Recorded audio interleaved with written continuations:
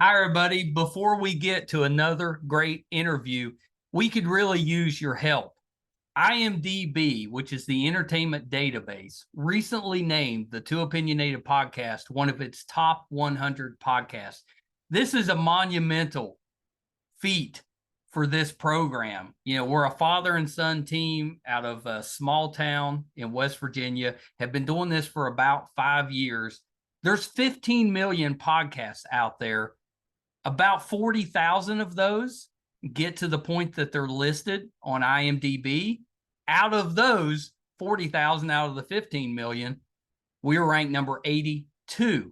Something that we're just immensely proud of. We're so thankful for our listeners, our watchers, our fans. Thank you so, so much. If you would like to help us out, and we're asking for it, please. It's easy. It's really easy. It's free. If you go to IMDb, that's imdb.com,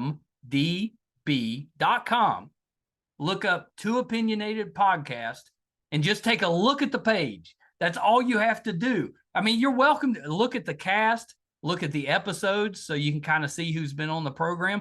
Do whatever you want. But even just bringing up the page, imdb.com, Too Opinionated Podcast, bring up the page, look at it. That helps us so much. So please, if you can do anything, we would really appreciate that. Our YouTube channel is MeisterCon Pod. Love to have your subscription there. It's also free. And you can also check out our website, meistercon.com, where you'll find almost 700 episodes, audio and video, available on there. There's also a terrific blog from Brett, and it'll let you know anything that we have going on in studio, if we're covering a convention, if we're going on location, anything that we have going on will be on the website, meistercon.com. Thank you guys so, so much. We appreciate you so much. I can't express enough how appreciative we are of all of you. We never expected to do as well as we have, and that's all because of you. Thank you so much. Enjoy that interview. Bye, everybody.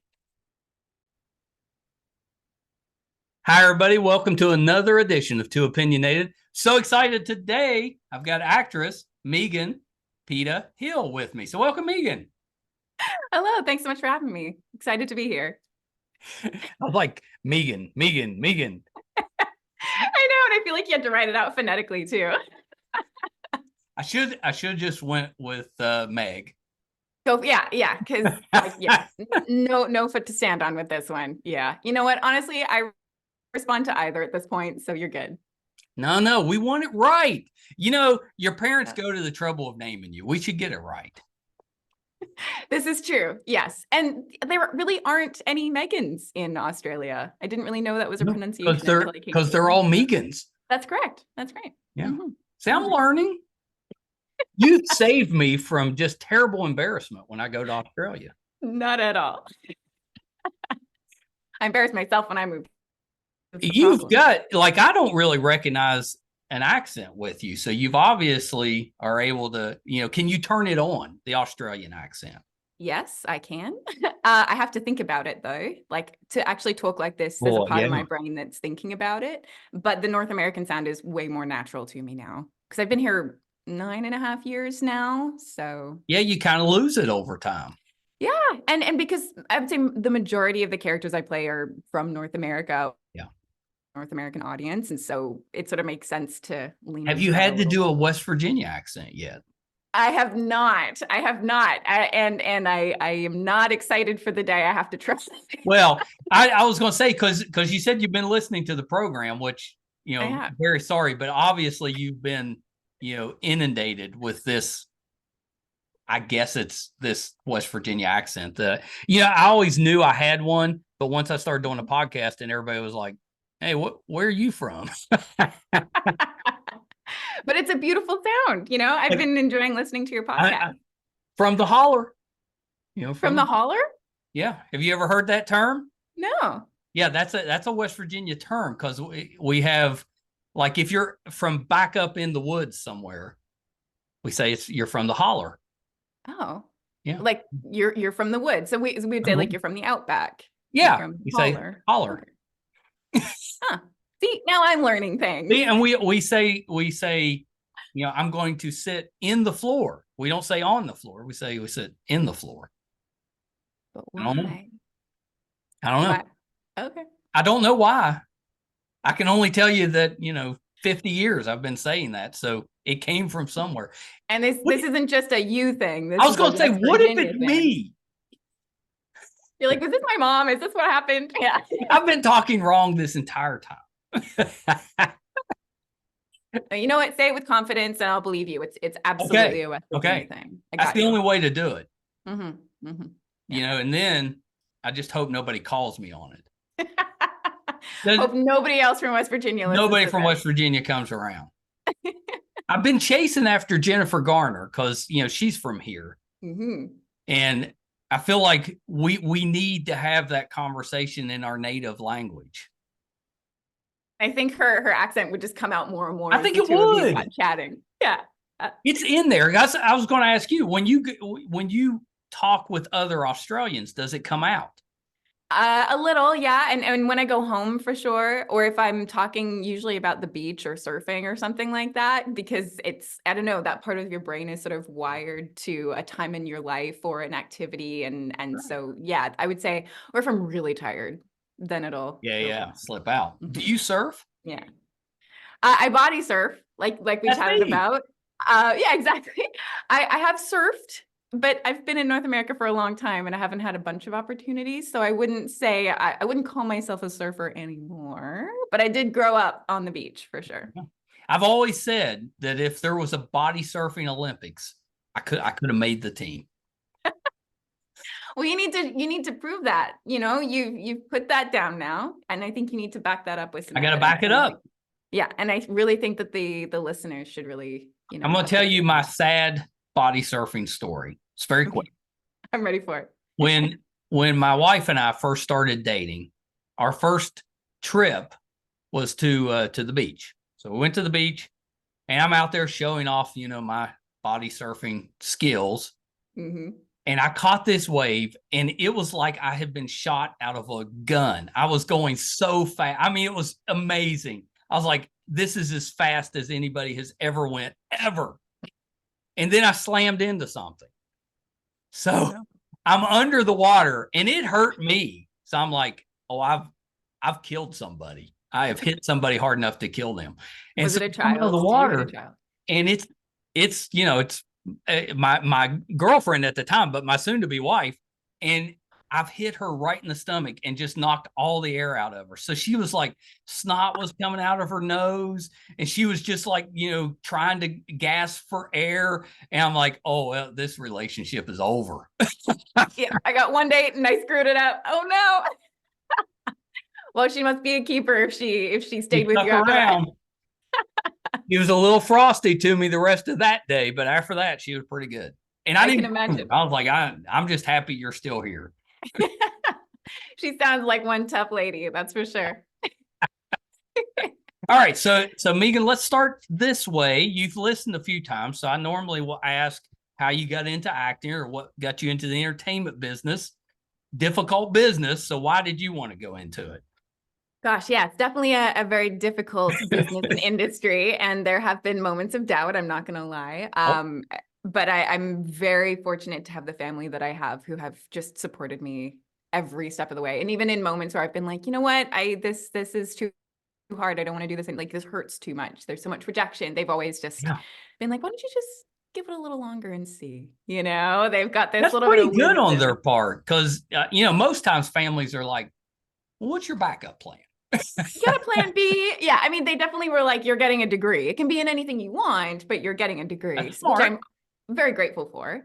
But no, I always knew from before I can remember. I think there's a photo that my mom has, and I was about 3 years old, and she and I think if I get this right, my paternal grandfather, the two of them took me to the park, and I'm like 3 years old.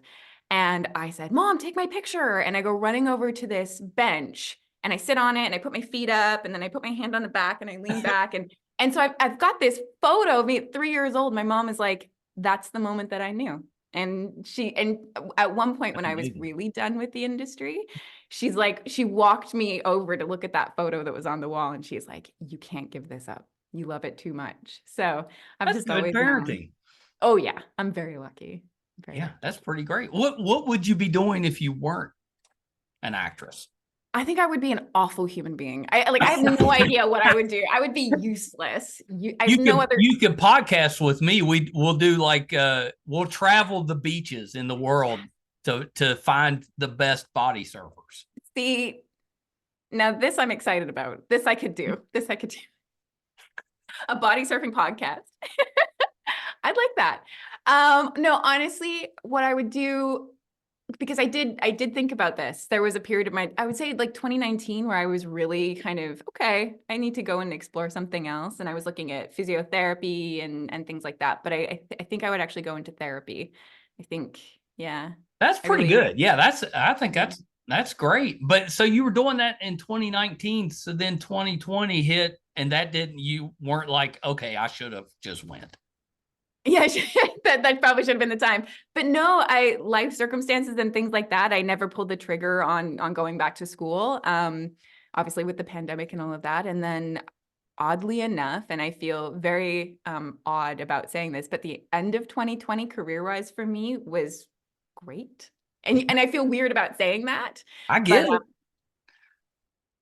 Full opportunities. And then after that, everything just sort of that's the way it works, right? About the time you're feeling a little hopeless or maybe it's time for a change, that's when something hits. Absolutely. That, or if you're like, you know what, I'm gonna take a trip.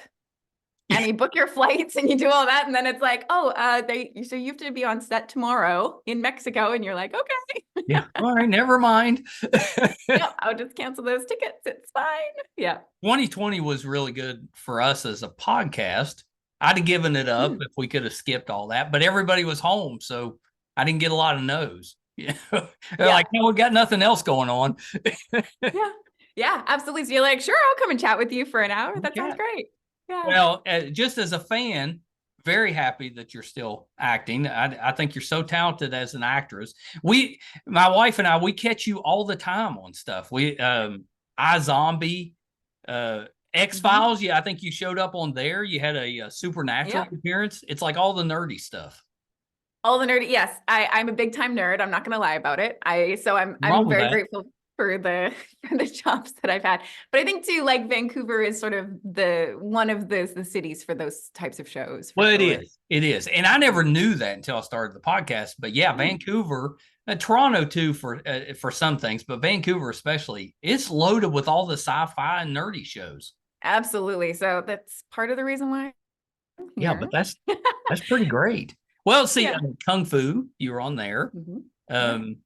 You were made an appearance on Nancy Drew, which we loved. We've been lucky that we had Kennedy's been on the show and a few others from the cast. So she's wonderful. We're Nancy Drew. Yeah, she's terrific. We're Nancy Drew fans, so definitely saw you there.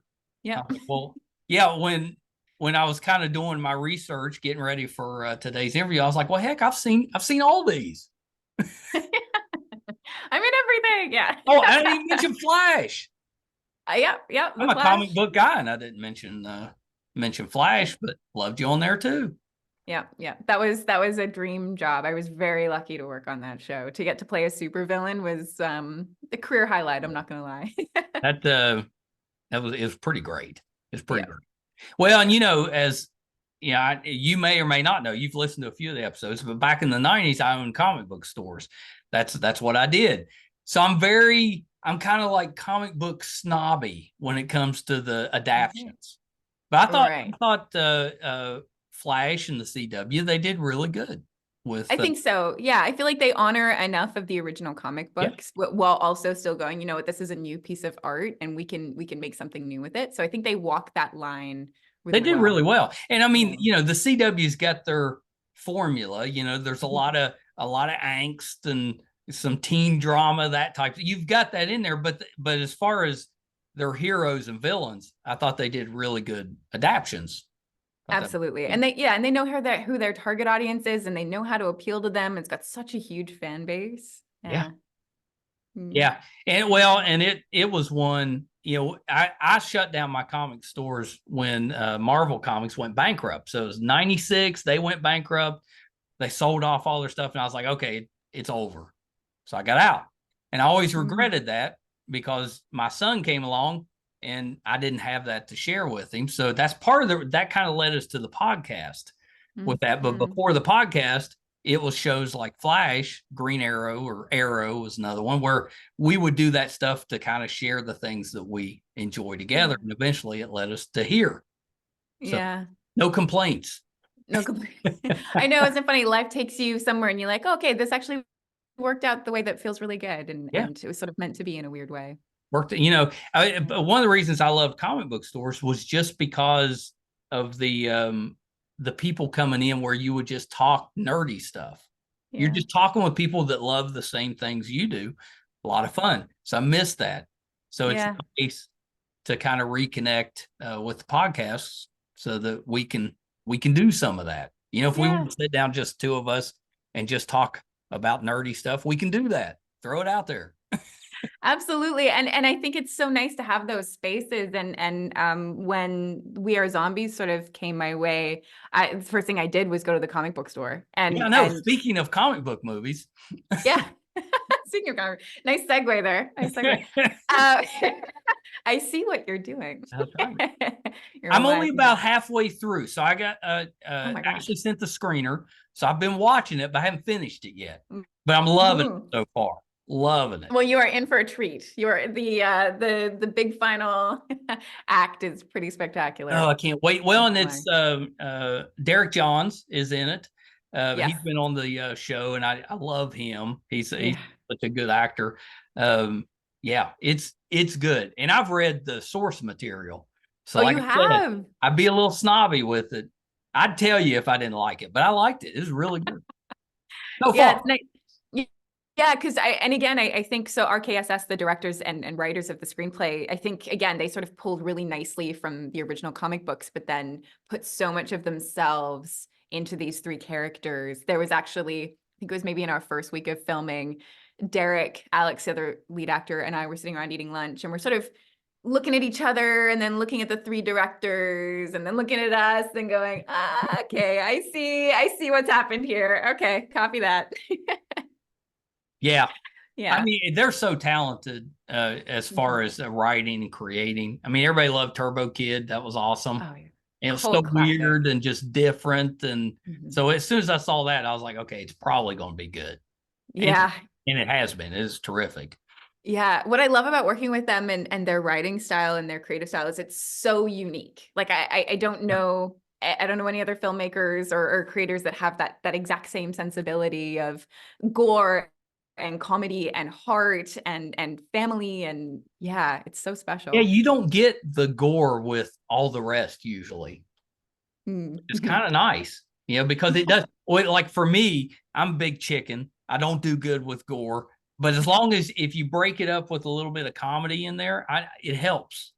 Absolutely. Let you kind of the tension goes for a second and then you're back in. Yeah, it's a little more palatable when you know that it's the lighter version of the gore. Yeah. I'm allowed to laugh at this one. Okay, good to know. That's right. Well, so let's start there. Tell me a little bit about what the movie's about, what's your role in it. Obviously, it's got zombies. It's got zombies. Yes, it does, but not in the way that you would expect. They are non-brain feeding zombies. They have regular day jobs. It's a tricky film to sort of explain in one sentence or two. When it first came my way and I read the log line, I must have read it 5 times and was like, I have no idea what this is, but it sounds hilarious and awesome. It's basically 3 very unlikely heroes who are, set in this world of zombies that are stealing our day jobs and are just more of a nuisance than anything else.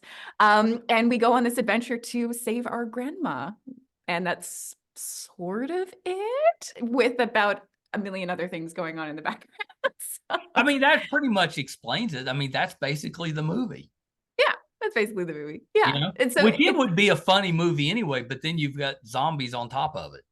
yes, exactly. Exactly. And it's such a it's a tough one to explain because it's so genre bending. It's comic book, it's horror, it's gore, it's comedy, it's best friend, it's all of these things together. So it's a hard one to sort of pin down. It has to be kind of fun as an actress to play those type of roles because they're different. And you probably don't get a whole lot of roles like that.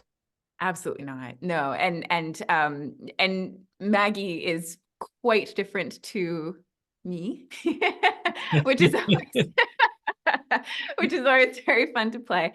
But yeah, and having Alex and Derek to play off of and just instant chemistry between the three of us. And honestly, our relationship as three friends is quite similar to the dynamic of the I three love that. characters too, which is really nice.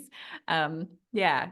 So. We love it when the actors have chemistry on screen because if they don't, we're going to notice as fans. Absolutely.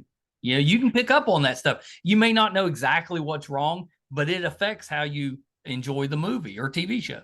100%. Yeah. And chemistry, whether it's, relational or workplace or whatever, you can't really fake that. It's either there or it's not. And I mean, we hadn't met until we met in person in Montreal at the table read. Like they did no chemistry reads or anything. Really? They cast it off self-tape. So it's just lucky that it all worked out. Yeah. And, great casting director, Have you ever taken a role and then when you got to the table read, it doesn't go like you thought? Or is it normally once you get in there, you're good? Yeah, there was one table read I was at, and I think it was on me because I'd read the script by myself in isolation and was like, oh yeah, I know what this is. I know what this is tonally and all of that. And then we got to the table read and I was like, oh, everyone else is in a different film to me. Okay, I'm gonna make an adjustment. I was like, oh, it's a lot lighter than I thought. Yeah. I've done one table read in my life. And I only had one line. So I was just like, I got asked to fill in because somebody didn't show. And I was like, yes, I can handle one line. I said that, but then it's not till like halfway through the script. And I was so nervous. You're running that line through your head all the time. I'm going to mess it up. It's one line. I was so nervous. Just, and it's kind of like reading in school. You're reading ahead because your part's getting ready to come up. So I was so nervous. Well, then when it got time for me to say my line, one of the other actors accidentally said it, took the line. Oh no. So then I'm like, oh, thank God. But then as soon as that feeling hit, then I was like, oh, yes. That was my line. I had so much anticipation and now it's gone. Yeah. Isn't that funny? You get this like tunnel vision on it, and then you're not even paying attention to anything else that's going on in the script. You're just like, when's my moment? When's my moment? When's my moment? I enjoyed it actually so much better once that line was passed, even though I didn't get to say it. Then I was like, oh, that's actually a pretty good script. Can we stop here and start over? Because I have no idea what's going on. I only know the ending. I don't know what happened at the start. I don't know what happened there. But yeah. I was like, I could not act. I'd be a nervous wreck. That's something that I would say a lot of actors deal with at every level of like, I think too, that imposter syndrome thing of like, am I right for this part? Am I good enough? Will I play it, in a way that is authentic? And so I think that's very normal. Yeah. Well, it surprised me that there's a lot of actors that are introverts. I'm an introvert at heart. So it's not like when we first started the podcast, it was very difficult for me to talk on screen, but now no big deal. We've done this enough. I'm used to it. But once I'm done, I have to have that downtime to kind of decompress. It has to be quiet. It has to be something where my mind's not engaged. Yeah. That's just how I recover. But there's a lot of actors like that. Absolutely. I'm the exact same way. And I would say, I might be wrong here, but I'm going to go out on a limb and say I would say the majority, or at least more than half, would be introverts for sure. But I mean, yeah. So I mean, when I do interviews and things like that, like in this situation, I'm, I can feel how like the discomfort, in the body. But when I'm playing a character, all of that goes away, and it feels effortless. It feels like breathing, and I don't notice the camera. I don't notice the lights. I get to just be fully immersed in this world, and I sort of disappear into it. Versus when I'm here with you, I am very aware of the microphone and the lights and all the things. It's so interesting how that works. I know. It makes sense, but it surprised me. I just assumed actors were extroverts. The characters may be extroverts, but the actors usually aren't. Yeah, exactly. Yeah, it's funny, but I think we have to be, to a degree. Like, it sort of makes sense to me now that I understand the craft a lot more, of like, we spend so much time in isolation doing our preparation and our research, and then when we're on set, we're so focused on just being present and all of that. And a lot of actors end up taking time off after a project so that they can recover. Yeah, it makes sense to me. I totally get that. I'll do that every once in a while. I'll take a week where I won't have any interviews, just to kind of, it's not that I'm not still working on it, but I'm just not on camera for a week. And that's kind of nice. Yeah. You know, you're like, but then when I come back, then that first one, I'm nervous again. Yeah, you're talking a million miles a second and you've had 4 coffees, and yeah. That's real. You got to work with Bruce Willis?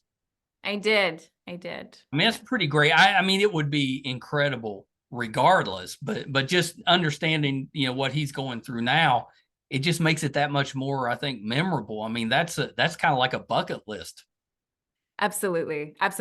Yeah, he's so iconic and so talented, and has had one of the most incredible careers of pretty much any actor ever. Definitely a bucket list person to work with, for sure, and did not disappoint. He's wonderful. But yeah, just awful how life goes. It is. It's difficult. It's difficult to see, somebody you admire, struggling. That's hard. Absolutely. Yeah. Yeah. But that was, let me think, Apex, maybe? Is that the name of it? That's correct. Yes. Yeah. I mean, to me, it's amazing that he was able to keep working while he was struggling with that. I mean, he worked for a long time. Yeah. And kept it secret. For, or quiet, or private, I suppose is a better word. But I think that just shows his love of the craft and the love of what he does, that he wanted to continue and wanted to push through and keep telling stories. We've been rewatching Moonlighting. Oh my gosh. I mean, it's been 40 years. It's still hilarious. He's so good in that. Yeah, it stands up. Over time. I know I'd waited. I've been looking for several years to watch it, but you couldn't find it anywhere. But now it's out there. Yeah. Pretty but good. Die Hard is I don't know if it's controversial or not, but Die Hard is a Christmas movie. I was going to ask you. I agree. That's a Christmas movie. Okay, great. I think we've settled it once and for all. I think so. Movie. I mean, just the fact that we keep bringing it up, obviously it's a Christmas movie. How could it not be? I mean, it's the festive season. I'm getting ready to rewatch. I don't know about you, but oh yeah, we watch it every Christmas. We watch Die Hard, Christmas Story, Elf, Christmas Vacation. Those at a minimum every Christmas. Yeah. And the Grinch. You got to add the Grinch in there. Yeah, my grandkids are way into the Grinch, right now. So we've been watching all the versions of that, except they're still terrified, like in person. We've been to a few parties where they'll have somebody dressed as a Grinch. They don't want any part of that, but they're into watching. But they're okay when it's on the screen. When it's on the screen, they're okay with that. That's fair. I went, my granddaughter had her Christmas sing yesterday. Or what? Yesterday, day before yesterday. What was that? What day is it? Monday.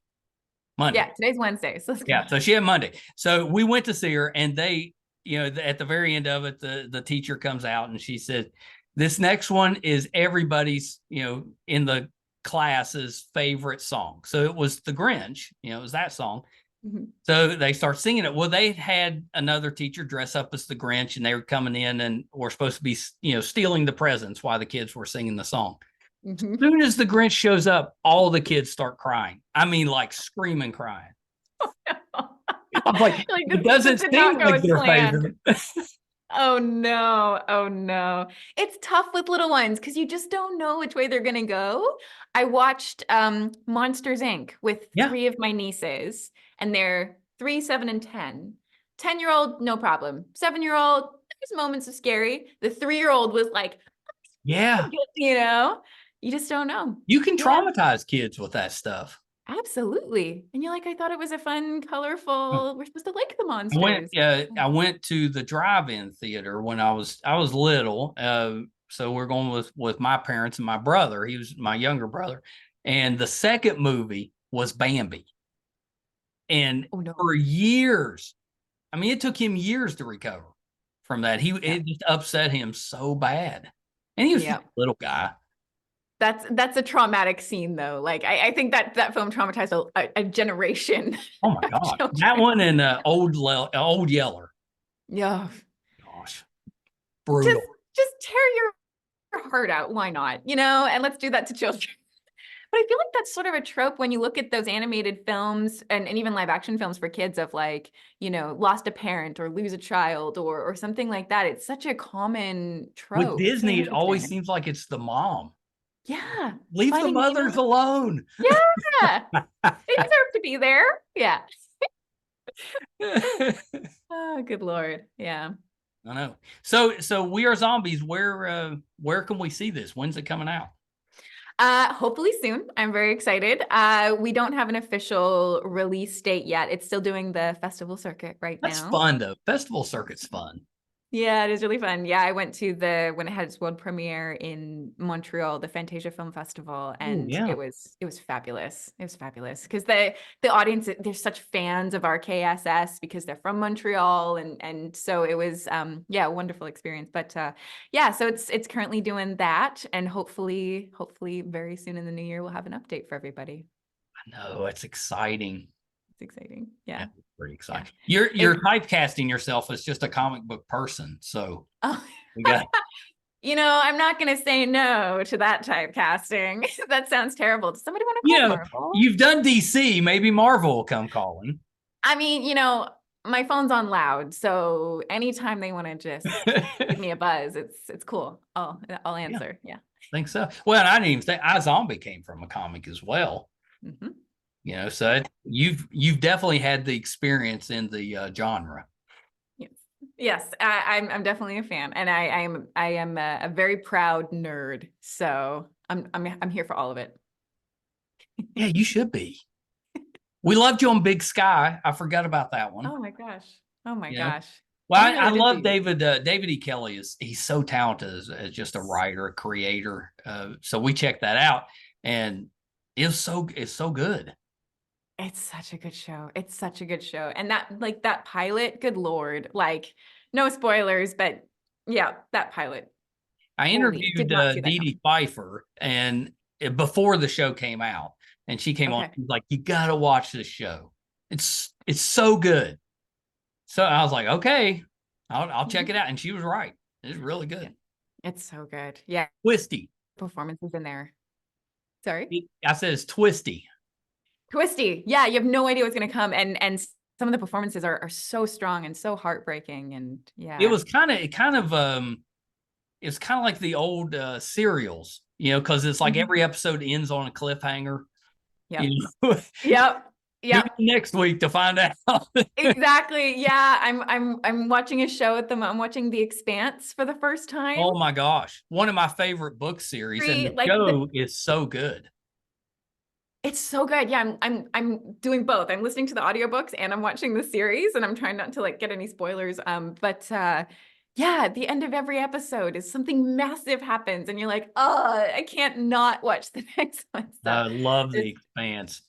It's almost, I always said it's a little bit Game of Thrones-ish in space.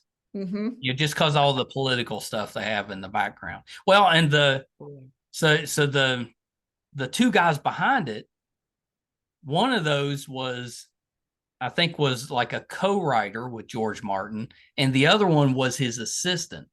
And they got together and they write under a pen name of just one name, but it's actually two of them, right? Expanse. I was like, well, they've done a great job.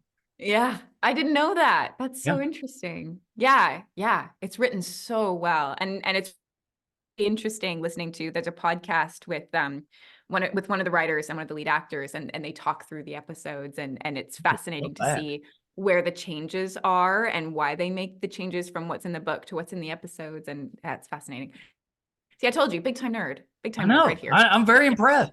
See, I think we figured it out. If you go through those periods where you're like, okay, I'm done acting, podcasting is the way to go. Yeah. You're too nerdy not to. Although I think so. You could probably just hit the conventions and do just fine. Well, you know how I think you should call my people, call my agents, and we'll be like, okay, great. We're just gonna podcast together. That's it. We're gonna nerd out together. Yeah, we had a talk, and she's done acting. Yeah. Just only podcast work from here on out. That's a tough choice there, friend. That's really tough. Possibly the only profession that's harder to make a living at than acting, podcasting. Yeah, you are doing a very good job at it, sir. You're doing a very good job at it. I'm going to take that and send it to my wife and be like, see? Told you. Yeah, Megan said so. Yeah. But you know what? If it's a labor of love, like it will work. I feel. I agree. And honestly, as you'll put up with a lot more if you love what you're doing. You don't necessarily have to get rich at it if you love it. Exactly. And if that's not the end goal, like if you're not results oriented and you're just focused on enjoying the actual process of it and connecting with people and telling stories and nerding out, then yeah. There you go. Those things well, and that was, we didn't think it'd go anywhere. We didn't think anybody'd listen. We just wanted to talk. And we're like, oh, it's out there. And then, 5 years later, here we are. Still doing it. Doing well. Yeah. Amazing. With such a great fan base too. I know. You talk about imposter syndrome. I'm like, surely you guys can find something better to watch. No, don't put yourself down, my friend. How dare you? Isn't it that thing of like, if you build it, they will come and the right people will find you because they connect with you and I believe that. Yeah. I mean, it's true. If you're passionate about something and you put it out there, people will, they'll migrate to you. They'll find you. Yeah, absolutely. Absolutely. Not too bad. Well, Megan, this has been terrific. I'm so happy you came on the show. We got to do it again. That would be lovely. Anytime. Just, you can even pick a subject and just come on. We'll talk. Okay, we'll pick something nerdy and I'll come back. How's that sound? Yeah, that sounds pretty great. Yeah. So are you working on anything, else right now that we can kind of keep an eye out for? I have two things in the hopper. I have a film that I can't quite talk about just yet. That will be coming out in the new year. So when I can talk about that, I will. What's the genre? Can you tell us that? Thriller. Ooh, we like it. Yes. I don't know why I keep getting these thrillers and these dark. I don't know what that's about. I'm so cheery, but that's okay. Well, I think that's just the actress in you. You're obviously very good at it. Like, we've seen her do this before. Capturing this too. I'm not going to say no. And I'm also working on a video game at the moment, which is also a little bit hush-hush, but I think it's coming out in March, and I'm very excited to talk about that one when the time comes. You've done video work before, right? Like, didn't you work on like Madden? Yeah, I did. Yeah, I've done a bit of work with EA Sports. I've been very lucky to work with them. How did that come about? Because that's a pretty great gig. It's pretty great. I'm not gonna lie. Yeah, and it's such a wonderful team over there. I work in voiceover a bit. I do commercials and video games and animation and things like that. So yeah. No, the voice acting also very difficult. In some ways harder to get into, I think, because it's a smaller group. But once you kind of get in there, you're in. Yeah, absolutely. Yeah. And it's so much, relationships and you build up trust with people and they're like, oh, she did great. Let's see if she's good for this fit or not. So, yeah. Yeah. Have you've done some anime as well? Not anime, but I have done animation. And yeah, I would say mostly video games would be the most. No, that's so cool. Yeah. I was telling my son Brett about that because he's replaying the Madden games. I'm like, aren't they all the same game? Apparently not. So he's on 11 or 12. He's working through them. I'm like, okay. Amazing. Yeah. I play video games too, so I get it. You Do you have a favorite? I feel like people are gonna roll their eyes, but The Last of Us. Oh yeah. I mean, because did you start playing before the show or after? After. Oh yeah, they're probably gonna roll their eyes a little. I know, but you know what? I'm there now, and I'm happy to be there. Well, I've never played the game. I knew all about it because Brett plays, and we've talked about it. So I was excited for the show too. Yeah. So I got nothing to compare it to, but the show was excellent. The show is fantastic. Yeah, and I mean there are scenes in there that are shot for shot what's in the video game. It's unreal. No. Yeah. It's such a good job. It's the best time right now because, like when I was growing up in the 70s, 80s, 90s, we didn't have the capabilities to do sci-fi or superhero shows or any of the area, especially gaming shows, where you're adapting from video. We didn't have that. People tried, they just didn't work great most of the time. But now we can do all that stuff. Yeah, you sort of have to wait for the technology to catch up to be able to do it at that level, I suppose. I mean, we had a really good Dungeons and Dragons movie come out. It's like, hey, we've arrived. It's the best time to be a nerd. Absolutely. We've arrived. I love it. Yeah, fantastic. So Megan, before I let you go, where can we find you on social media?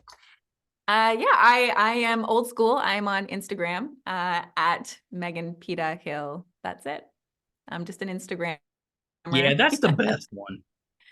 I like the photos and the videos. I haven't quite done the Twitter thing, or is X now, I think. Anyway, I haven't taken that leap yet. How about TikTok? Have you gotten onto TikTok? I have not. Did you grow up were you a dancer growing up? No. Okay. Yeah, TikTok's intimidating. It is intimidating. I watch a lot of because see, this is telling you how old I am. I watch TikTok videos through Instagram. Oh, okay. Yeah. So I am aware, and I do enjoy watching, but I don't actually have TikTok. I mean, it could be worse. You could be watching them on Facebook. Yeah, that's true. Facebook is definitely like my generation. I hear you. Well, I still have my Facebook, but I have no idea how to log into it anymore. I don't know. Password is like 4 generations ago. Do you have a MySpace? Not currently. I definitely did. I had make your wallpaper and pick your music and do your own coding. Don't you wish you could still get in? I don't remember mine either. I wish I could get into it just to see what kind of nonsense I'd put up. Oh my gosh. I would be mortified to know what I was posting on MySpace back in the day. Do you remember your song? No, I think, you know what? It was probably like Simple Plan or like Green Day or something like that. I went through a grunge phase at about that time. So well, that was the time. It was the time. Heavy eyeliner. Yeah. Heavy eyeliner. I'm grunge now. That's all it takes. Yeah. Well, it is kind of true. Yeah. You get a flannel shirt and eyeliner, you're grunge. Skateboard. Sir, I was wearing flannel today. Oh no. My secret is out. Yeah.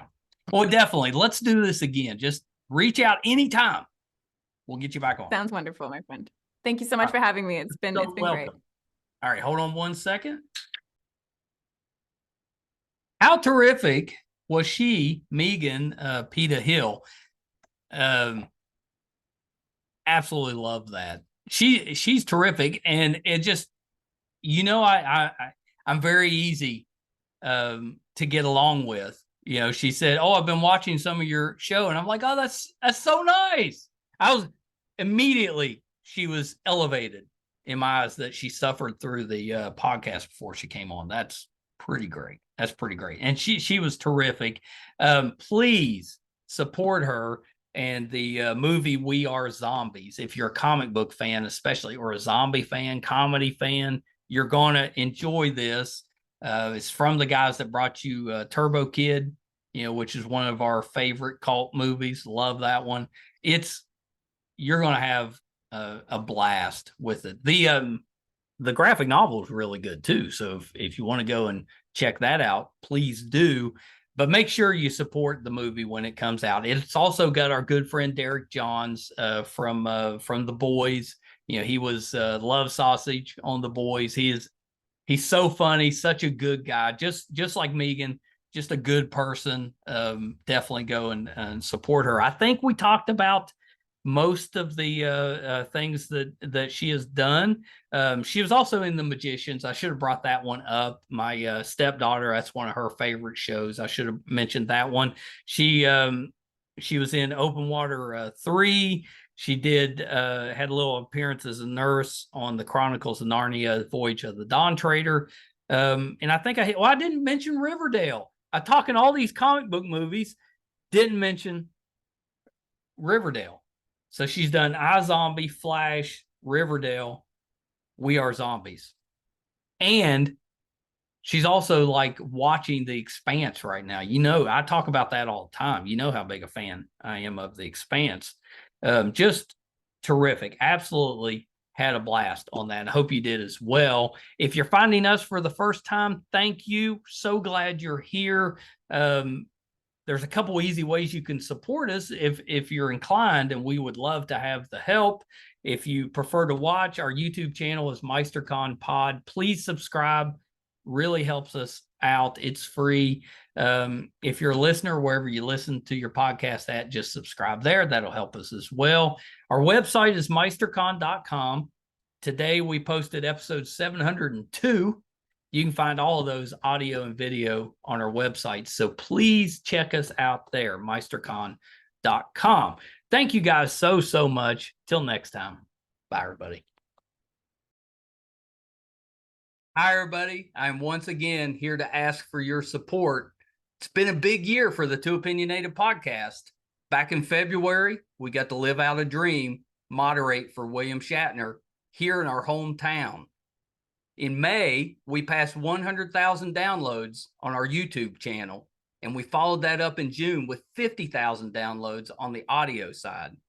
We recently posted our 600th episode, which is pretty good volume for just a father and son operation.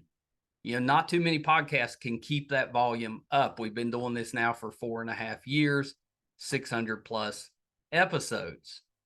We recently hit 1,000 subscribers on our YouTube channel, which is a really big deal for us because we've always gotten the views, but have struggled to get people to subscribe. So that 1,000 was a big deal for us. And best of all, we were recently named one of the top podcasts on IMDb, which is the entertainment database. You know, those that are ahead of us, we came in at number 82. Those that are ahead of us are bigger companies like Disney, mostly Marvel, and Joe Rogan, that type of podcast. So for us, being just a small West Virginia father and son podcast, to be in the top 100 out of 15 million, it's a pretty big deal for us. So thank you for everything you've done for us so far. Got a couple little ways, though, that you can help us, and they're free, and they're really easy. If you haven't checked out our YouTube channel yet, please go to YouTube. It's under MeisterCon Pod.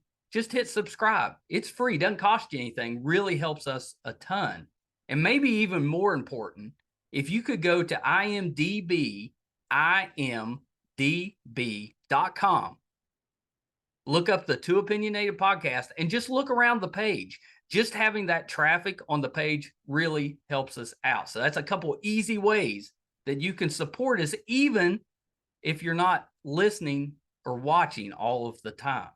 And we want you to listen and watch, because I think that our guest list, I would put up against anybody, any other show, podcast, anybody out there. I think our guest list holds up.